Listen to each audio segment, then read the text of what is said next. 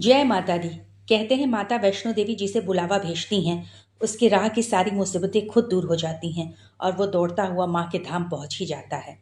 माँ वैष्णो देवी की कृपा मुझ पे और मेरे परिवार पे भी रहती है और माँ ने हर साल की तरह इस बार भी मुझे बुलाया और मेरे रास्ते का हर एक रुकावट दूर हो गया और मैं दौड़ते हुए माँ के धाम पहुँची।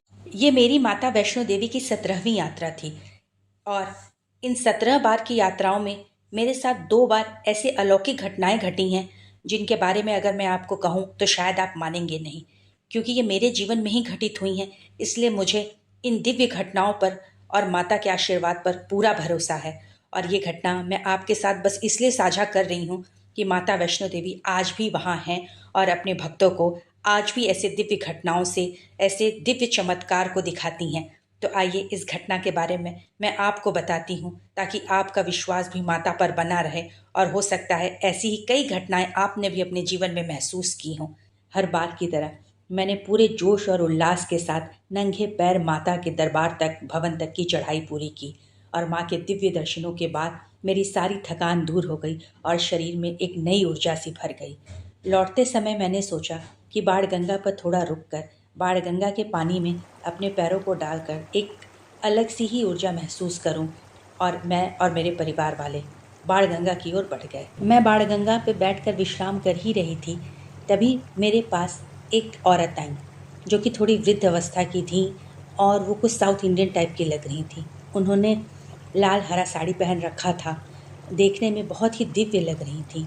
वो मेरे पास आके कुछ अलग सी ही भाषा में उन्होंने बोला, लेकिन मुझे कुछ ज़्यादा समझ में नहीं आया, लेकिन बस ये समझ में आया कि वो मुझसे कह रही थी कि क्या तुम मेरे कपड़े बदलने में मेरी मदद करोगी।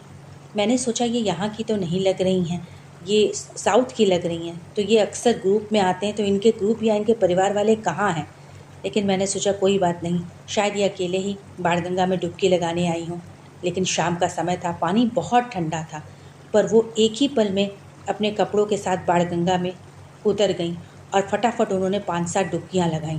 डुबकी लगाते ही वो कुछ मंत्र भी बोल रही थीं और उसके बाद वो बाहर निकलीं और इतनी फुर्ती से उन्होंने फटाफट मुझसे कपड़े बदलवाए कि जैसे लगा मानो ये मेरे आँखों का धोखा है। पल भर में उन्होंने अपने कपड़े बदल लिए और पुराने कपड़े वहीं पानी में, नदी में छोड़ते हुए वो वहाँ से चली गईं। मैं पलट के उनको जैसे ही देखने के लिए मुड़ी, वो वहाँ पे थी ही नहीं, एकदम अदृश्य हो गईं। एक बूढ़ी औरत इतनी स्फूर्ति से इतनी सीढ़ियाँ चढ़ के कहाँ जा सकती है, मैं यही सोच रही थी। लेकिन तभी जब मैं उन्हें कपड़े बदल आ रही थी तो उन्होंने अपने हाथ को मेरे सर पे रखते हुए मुझे धन्यवाद का और प्यार दिया और कुछ अलग सी ही भाषा में कुछ कहा, लेकिन ये समझ में आ रहा था कि वो मुझे आशीर्वाद दे रही हैं।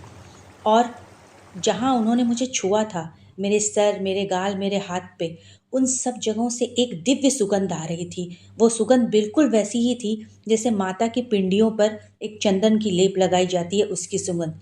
ये मैं इसलिए कह पा रही हूँ क्योंकि मैंने माता की पिंडियों पे चढ़ाए हुए वस्त्र को खरीदा था। शाइन बोर्ड में माता पे पिंडियों पे चढ़ाए हुए वस्त्र मिलते हैं।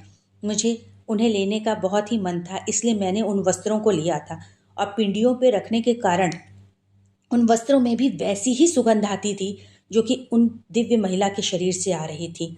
मुझे उस समय एक पल भर ऐसा लगा जैसे माता वैष्णो देवी ने स्वयं मुझे अपने गले से लगाया हो, स्वयं मुझे आशीर्वाद देने आई हो। तभी तो अपनी दिव्य सुगंध को मेरे शरीर पर, मेरी आत्मा पर छोड़ते हुए वो पल भर में गायब हो गई और ये दिव्य घटना मेरे लिए जीवन की सबसे बड़ी घटना बन गई। माँ ने साक्षात मुझे दर्शन दिए और ये घटना मैं आप सबको इसलिए बता रही हूँ कि माँ पे से अपने विश्वास को कभी मत खोने दीजिएगा। माँ अब भी वहाँ विराजती हैं और अपने भक्तों को जो सच्चे मन से उनके दर्शन की इच्छा लेकर वहाँ पहुँचते हैं, उन्हें किसी न किसी रूप में दर्शन ज़रूर देती हैं। और यदि आपको ऐसे दर्शन का अनुभव ना मिला हो अपनी यात्रा के दौरान, तो समझ जाइएगा अभी आपकी यात्रा पूरी नहीं हुई। माँ बहुत जल्दी आपको दोबारा बुलाएंगी और आपको अपने जीवन में एक बार तो ऐसा अनुभव कराएंगी जैसे आपको लगेगा कि माँ साक्षात आपको अपने गले से लगा रही हैं, माँ साक्षात आपको अपना आशीर्वाद दे रही हैं।